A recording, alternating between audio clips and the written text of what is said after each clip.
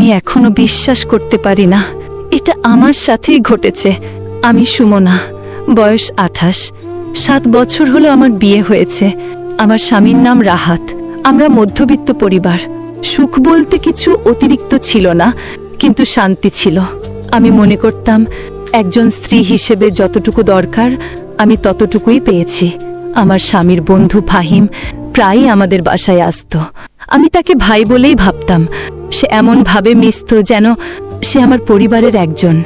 রাহাত ওর খুব প্রশংসা করত, বলতো, ফাহিম আমার স্কুল লাইফের বন্ধু, ওর মতো বিশ্বস্ত মানুষ আমি দেখিনি। বারবার বলতো। আমি বুঝতে পারিনি সেই বিশ্বস্ত মানুষটা একদিন আমাকে শেষ করে দেবে। সবকিছু শুরু হলো যখন আমার স্বামী 1 সপ্তাহের জন্য ঢাকার বাইরে গেল অফিসের কাজে। যাওয়ার আগের রাতে রাহাত ফাহিমকে বলে গেল, দোস্ত, সুমনাকে একটু দেখে রাখিস, কোনো সমস্যা হলে তোকে ফোন দিবে। আমি হাসি মুখে বলেছিলাম, কি যে বলেন, আমি তো ছোট বাচ্চা না। কিন্তু আমি বুঝিনি এই দেখে রাখা কথাটার মানে ফাহিম কেমন করে নেবে। প্রথম 2 দিন কিছুই হয়নি। হালকা ফোন করে খবর নিচ্ছিল কোনো দরকার আছে কিনা। কিন্তু 3য় দিন দুপুরে হঠাৎ দরজায় নক। আমি দরজা খুলতেই ফাহিম বলল, পাশেই একটা কাজ ছিল। ভাবলাম তোমার খোঁজনি। আমি তখন কিছু রান্না করছিলাম। বললাম, ভাইয়া বসুন, চা করে দিচ্ছি। সে হাসি দিয়ে বলল, ভাবি, আজ না হয় তুমি পাশে বসো, অনেকদিন পর দেখা। আমি একটু অস্বস্তি বোধ করছিলাম, কিন্তু তবুও ভাবলাম আমার স্বামীর বন্ধু, ভাইয়ের মতো। বসে পড়লাম।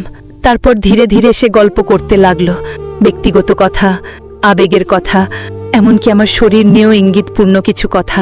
আমি ভয় পেয়ে গিয়েছিলাম। আমি উঠে গিয়ে বললাম, ভাইয়া, আপনি একটু বাড়াবাড়ি করছেন। সে আমাকে চেপে ধরল, দরজা বন্ধ করে দিল। আমি চিৎকার করছিলাম।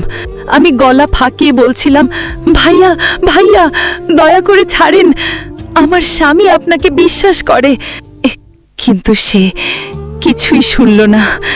সে আমার সমস্ত চিৎকার, আমার সমস্ত আর্তনাদ অবহেলা করে আমাকে টুকরো টুকরো করে শেষ করে দিল।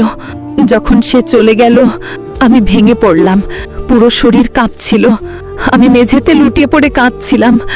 বারবার নিজেকে ঘৃণা করছিলাম। আমি তখনও ভেবেছিলাম আমি এই ঘটনা চেপে রাখব, আমার সংসারটা অন্তত বাঁচবে। কিন্তু ভুল করেছিলাম। তারপর থেকে সে বারবার ফোন করত, মেসেজ করত, ভয় দেখাতো যে কাউকে বললে তোমার ছবি ভাইরাল করে দিব। আমি আতঙ্কে ছিলাম। আমি নিজের শরীর ঘৃণা করতে শুরু করেছিলাম। আয়নায় নিজেকে দেখতে পারতাম না। আমার স্বামীর চোখে তাকাতে পারতাম না। আর কিছুই আগের মতো ছিল না। তীব্র কান্নার ভাঙা ভাঙা কণ্ঠে শেষে একদিন সাহস করে রাহাতকে সব বললাম। সে শোনার পর শুধু চুপ করে রইল। সে কিছু বলেনি। তবে তারপর থেকেই সে বদলে গেল। তার চোখে আমি যেন আর পবিত্র ছিলাম না। আমি যেন শুধু একটা ব্যবহৃত শরীর। রাতের পর রাত ঘুমাতে পারতাম না। ভেতরে ভেতরে মরতে থাকলাম।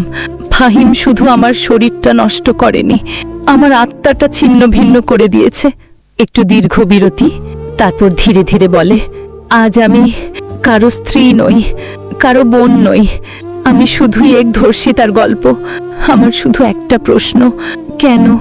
আমি কি এতটাই দুর্বল ছিলাম যে আমার না বলা না ওর কাছে কিছু ম্যাটার করে না? আমি কি শুধুই একটা শরীর? একজন বন্ধুর বউ কি এতটাই অসহায়? নীরব কান্না, শুধু শব্দ হাহাকারের মতো। আমি জানি আমি একা না। আমার মতো হাজার মেয়ের জীবনেও এমন অন্ধকার নেমে আসে।